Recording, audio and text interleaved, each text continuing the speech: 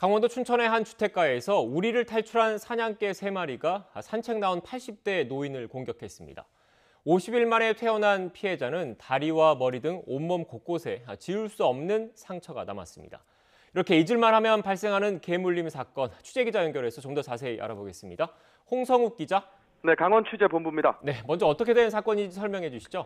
네, 사건은 2달 전쯤인 지난해 12월 10일 오후 3시 50분쯤 발생했습니다.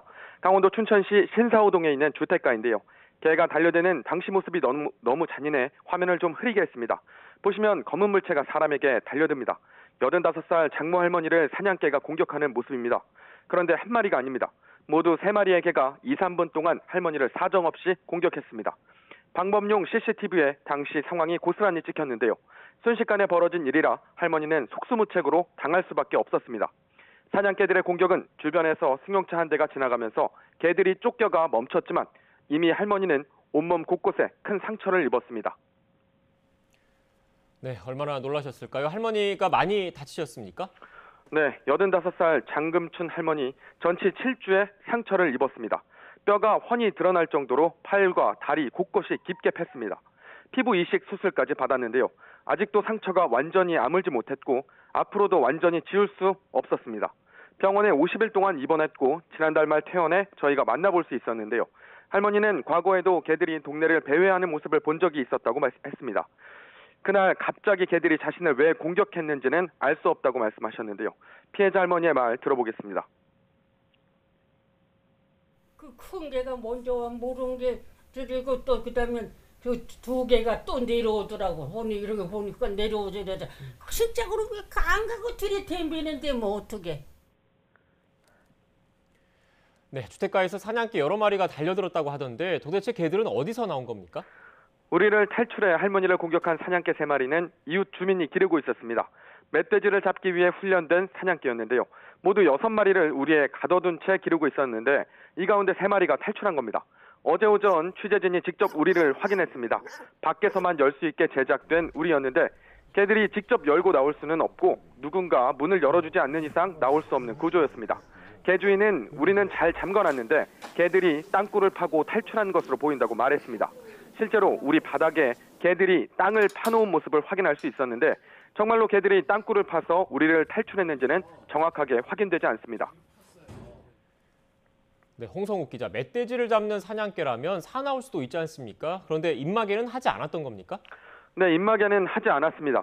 우리 안에 가둬놓고 있었고 해당 사냥개들이 동물보호법상 입마개 착용을 의무화해야 하는 5개 견종에 포함되지 않았기 때문입니다.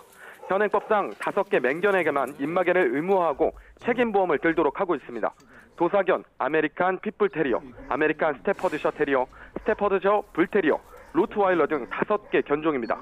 할머니를 공격한 사냥개들은 모두 서로 다른 견종의 교잡을 통해 태어난 이른바 믹스견 잡종개인 것으로 알려졌습니다. 다만 앞서 말씀드린 맹견 5종과 교배를 통해 태어난 잡종견도 맹견에 포함되는 경우도 있습니다. 하지만 직접 육안으로 신체적 특징을 확인한 후에 판단하는 번거로운 절차 때문에 이를 자진해서 판별받는 일은 드뭅니다. 현행법상 맹견 이외의 견종에 대해서 입마개를 강제로 채울 방법이 없는 게 현실입니다. 이 때문에 사람을 공격한 개라 해도 맹견이 아니면 입마개를 강제로 채울 수 없습니다.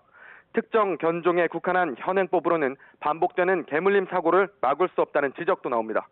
실제로 지난 2016년부터 지난 2020년까지 개물림 사고는 해마다 2,000건 넘게 발생하고 있습니다. 네, 경찰도 관련 사건을 조사하고 있죠?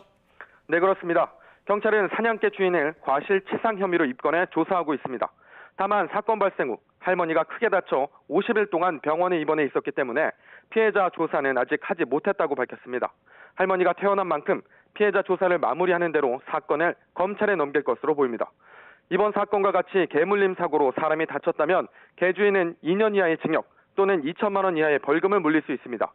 만약 피해자가 숨졌다면 징역 3년 이하 또는 3천만 원 이하의 벌금이 내려집니다. 개주인 50대 남성 A씨는 피해 할머니와 가족에게 사과하고 할머니의 입원비와 치료비는 보험을 통해 해결했습니다. 이 개주인의 말 들어보시죠.